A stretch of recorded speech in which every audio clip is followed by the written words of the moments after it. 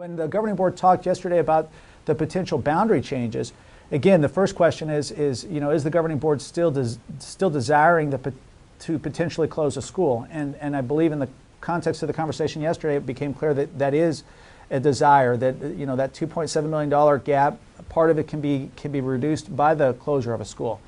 And then obviously the question becomes, which school is it? And the governing board hasn't made a decision one way or the other. What the governing board has asked for is to say, if, for example, Peralta Trail closes, what do the new boundaries look like for the remaining 3 campuses that are open? Or if Superstition Mountain closes, what do the new boundaries look like? And so we presented to the governing board tentative boundary proposals should one or the other of those 2 campuses close. Our goal in creating the boundaries was twofold. One, to try to create a more balanced enrollment between the 3 remaining elementary campuses, so we don't have one campus that's really large and another campus that's not so large, but also to try to make better sense out of some of the actual boundaries. Our geographic landscape and population density is unique, and so trying to create natural boundaries that make sense was part of the goal in that process as well. As was the case with the 4-day work week, you can see the proposed boundaries on our website, and I would encourage you to go there and take the time to look at those boundaries.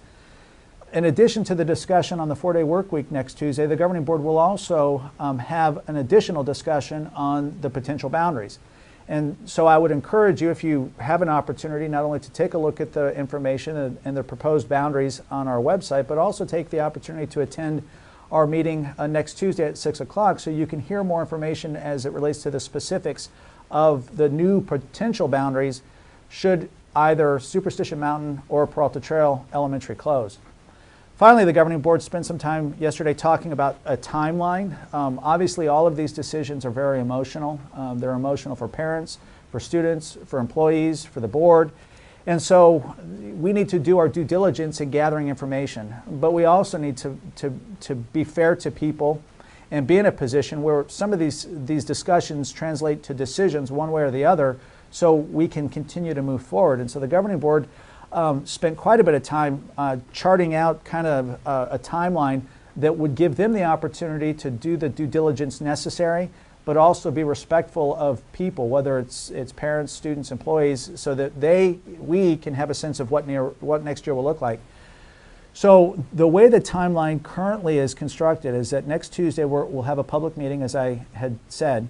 Then the governing board is tentatively scheduled to meet again March 3rd at 6 o'clock, again in the Performing Arts Center on the high school campus, at which time some of the recommendations that we've been talking about will be acted upon.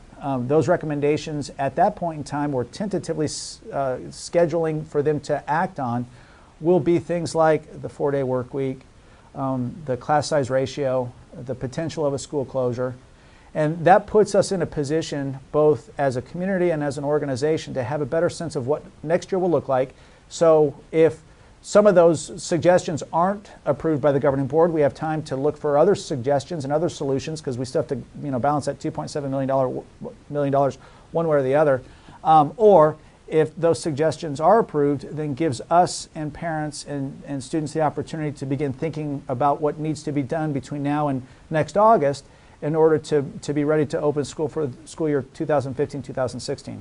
So I would encourage you, please put on your calendar the 24th and then March 3rd, both 6 o'clock at the Performing Arts Center, to be a part of some of these discussions.